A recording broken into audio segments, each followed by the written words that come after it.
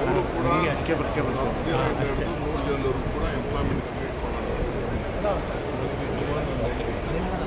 ನಮ್ಮ local masala, local ರೊಟ್ಟಿ, ಬಟ್ಟೆಗಳು ಇವೆಲ್ಲ ಕೂಡ ಬೇರೆ ಬೇರೆ ರೀತಿಯಲ್ಲಿ ಅವರೆಲ್ಲ ಮಾಡ್ತಿದ್ದಾರೆ. ನಾನು ಅಲ್ಲಿ ನೋಡಿದೆ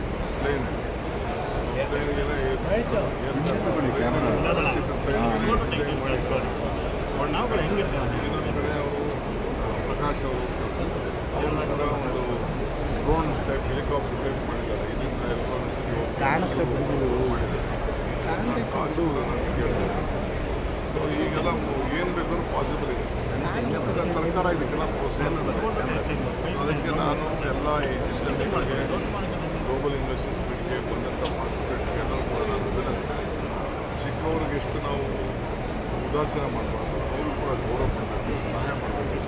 ಬಟ್ ಯಾರನ್ನು ಮಿಸ್ಯೂಸ್ ಮಾಡ್ಬೋದು, ಏನು ಸರ್ಕಾರದಿಂದ ಬೆನಿಫಿಟ್ ತಗೊಳ್ತಾರೆ ಅದು ಪ್ರಾಮಾಣಿಕವಾಗಿ ಅವರ ಬದುಕನ್ನು ನೋಡಿಕೊಂಡು ಅವರು ಬದುಕಬೇಕು, ರಾಜ್ಯನೂ ಬದುಕಬೇಕು.